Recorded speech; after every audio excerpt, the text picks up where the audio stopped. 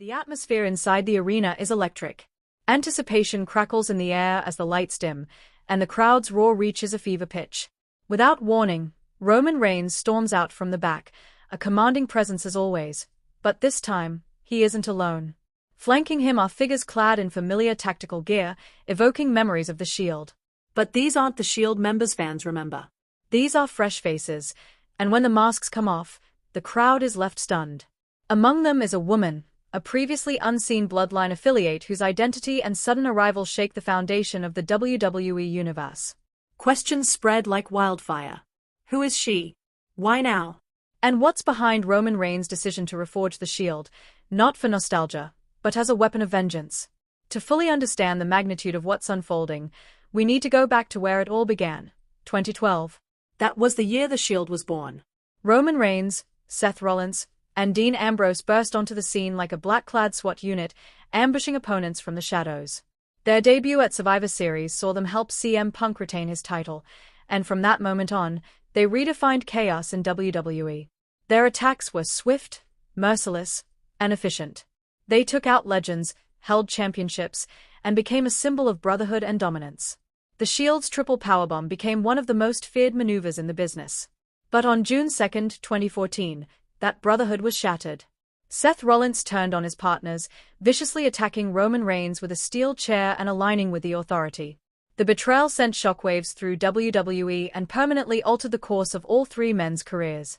In the aftermath, Roman Reigns rose to prominence, eventually becoming the face of WWE. Rollins cemented himself as a cunning and opportunistic heel.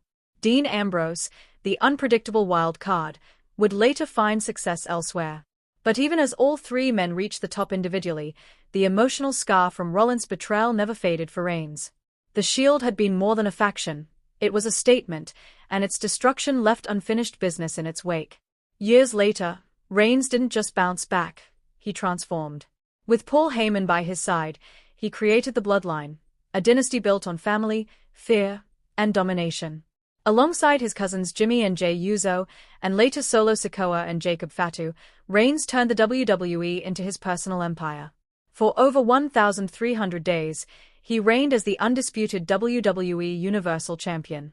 The Bloodline was not just a faction, it was a movement. Fans chanted "Acknowledge me," and Reigns' tribal chief persona elevated heel storytelling to a whole new level. But all empires eventually crack. WrestleMania 41 marked a turning point. Reigns lost his championship in a triple threat match against Seth Rollins and CM Punk. The twist? Paul Heyman betrayed him, aligning himself with Rollins and orchestrating Reigns' downfall. The betrayal made headlines and sent social media into a frenzy. Heyman screwed Roman trended worldwide. Reigns disappeared from WWE, and the Bloodline descended into chaos. With Reigns gone, Solo Sikoa stepped up to claim leadership, but his rule was rocky. He brought in Jacob Fatu, the explosive Samoan werewolf, known for his agility and brutality. He added Tangaloa and Tangaloa, but something was missing. The faction lacked Reigns' authority and vision. Then came the ultimate fracture. During the Money in the Bank 2025 match, Jacob Fatu betrayed Solo Sikoa, costing him the briefcase. The Bloodline was in shambles. Solo swore revenge. And just when it looked like the family dynasty was dead, Roman Reigns made his return, not to fix what was broken, but to start over. This time, he's not reviving the Bloodline.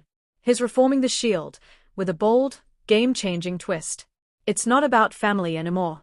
It's about vengeance. It's about redemption. And it's about erasing the pain of the past. At the center of this storm is the mystery woman, an unknown female member of Reigns' new Shield. Speculation is running wild, with fans dissecting every clue. Many believe it could be Naomi. She's married to Jimmy Uso, which makes her a part of the Bloodline by marriage. A former SmackDown Women's Champion with unmatched charisma and athleticism, Naomi has been absent from TV for some time. A return as part of this new Shield could re-establish her in a powerful way. Picture her in tactical gear, delivering her signature rear-view finisher as Roman lands a spear, instant electricity. Others argue for Tamina Snuka. As the daughter of Jimmy Superfly Snuka and a cousin to Reigns, her Bloodline credentials are undeniable. Though underused in recent years, Tamina's strength, experience, and fierce demeanor would align perfectly with the Shield's gritty style. A Superfly splash from the top rope as part of the group would send chills through the WWE universe. Some fans are pushing for Nia Jax, another relative from the Inoue family. With her sheer power and former championship pedigree, she would bring unstoppable force to the faction. Although she's currently active on SmackDown, a brand switch isn't impossible, especially if WWE wants to make a bold statement. And then there are the wildcard theories: Ava Raine, daughter of The Rock, or perhaps a completely new family member like Julio's sister, a surprise debut that only Triple H could pull off. A mystery debutante would send shockwaves through the WWE landscape and expand Roman Reigns' influence in dramatic fashion. As for the rest of Reigns' new Shield, speculation continues. Jey Uso, having separated himself from Solo, remains a free agent. His loyalty to Roman and the crowd's love for him make him a prime candidate. Jacob Fatu, despite his betrayal of Solo, could still be swayed. His unmatched physicality and unpredictability fit the Shield's mold.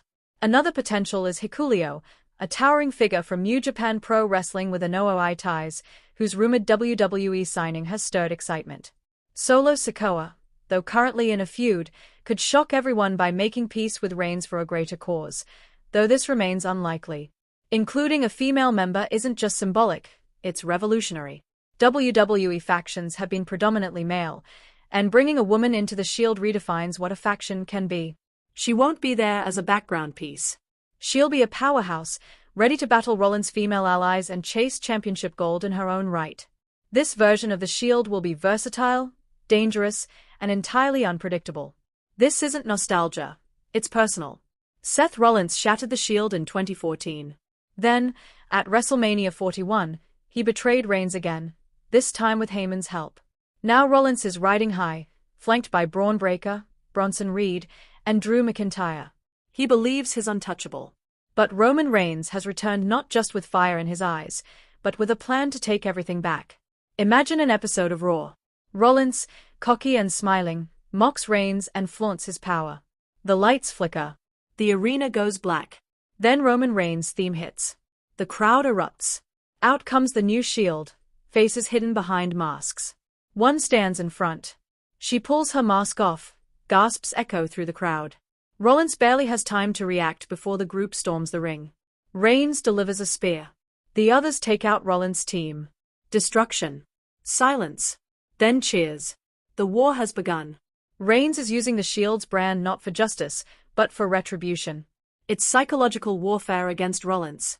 And this move is only the beginning. The NE